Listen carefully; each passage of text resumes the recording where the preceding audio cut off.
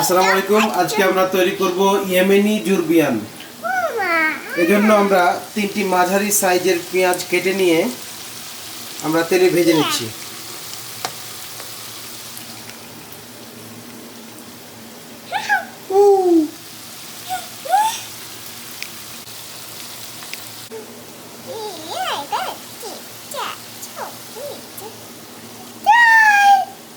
গরম গরম গরম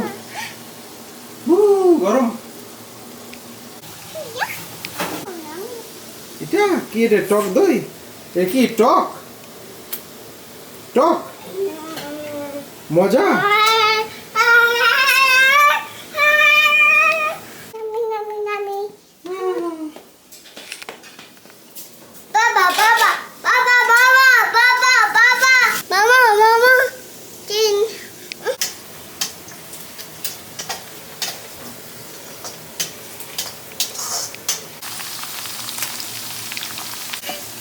আলু আলু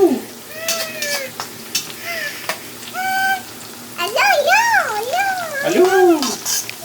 দেখতে পাচ্ছেন পেঁয়াজটা ভাজা হয়ে গেছে। এখন এই পেঁয়াজ আমরা ছেঁকে তুলে নেব। পেঁয়াজগুলো ভাজার পর আমরা তেল থেকে উঠে নিলাম।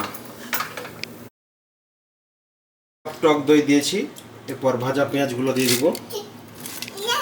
কয়েকটা আদা দিয়ে দিলাম। এরপর রসুন,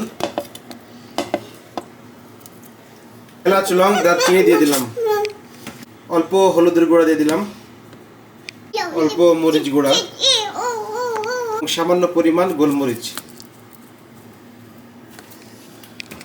অল্প ধনের গুঁড়া দিলাম, অল্প জিরের গুঁড়া।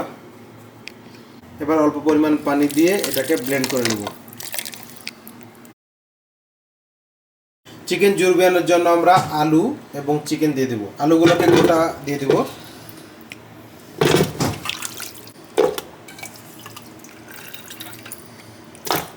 এবার মশলাগুলো আমরা এখানে দিয়ে দেব। পরিমাণ মতো লবণ দিয়ে দিচ্ছি।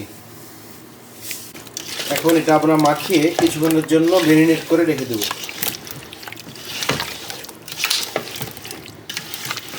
আমু কি ঘুমাচ্ছ চেয়ারে?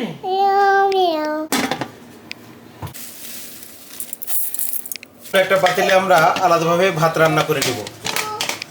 এতে আমরা লং, এলাচ, দারচিনি, তেজপাতা এবং সামান্য পরিমাণ লবণ দিয়ে দিচ্ছি এবং সামান্য পরিমাণ তেলও দিয়ে দিচ্ছি।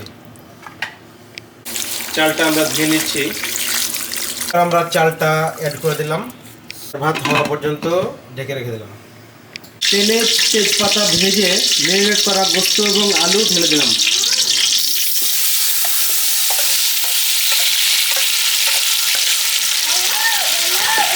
আমরা আগেই সব মশলা দিয়ে দিয়েছি, এই জন্য এটা এখন ভালোভাবে রান্না করে দিচ্ছি। তবে লবণ এবং ঝালের পরিমাণ যদি কম থাকে তাহলে আপনারা অ্যাড করে নিতে পারেন। আমরা একটু লবণ দিয়ে দিলাম। এটাকে আমরা খুব ভালোভাবে কষিয়ে নিচ্ছি।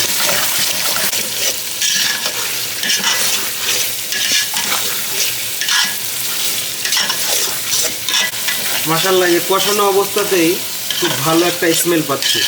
ইনশাআল্লাহ ভালো হবে। কষানো শেষ। এবার সেদ্ধ করার জন্য আমরা পানি দিয়ে দেব।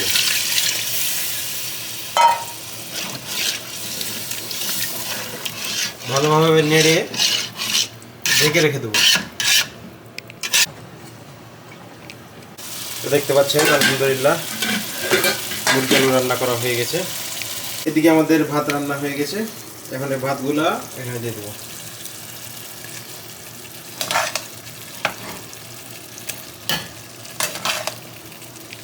দেওয়া হয়ে গেছে। এর উপরে আমরা ধনেপাতা এবং পেঁয়াজের বেরেস্তা দিয়ে দেব।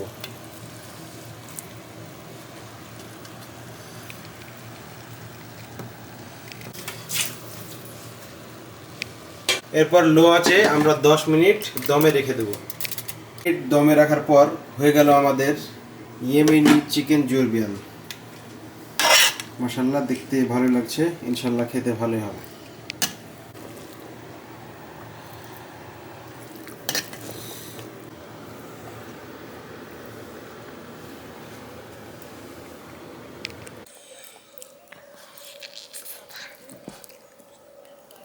নুরা কেমন হয়েছে? মজা?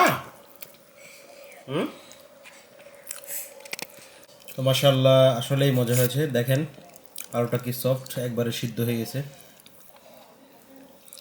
এবং টেস্টেও অসাধারণ। আলহামদুলিল্লাহ, নুরার খুব পছন্দ হয়েছে। ইয়েমেনি চিকেন জুরবিয়ানের আসল স্বাদটা পেতে হলে অবশ্যই রান্না করার আগে পেঁয়াজটা ভেজে নিয়ে বাকি মশলাগুলা ব্লেন্ড করে নিতে হবে।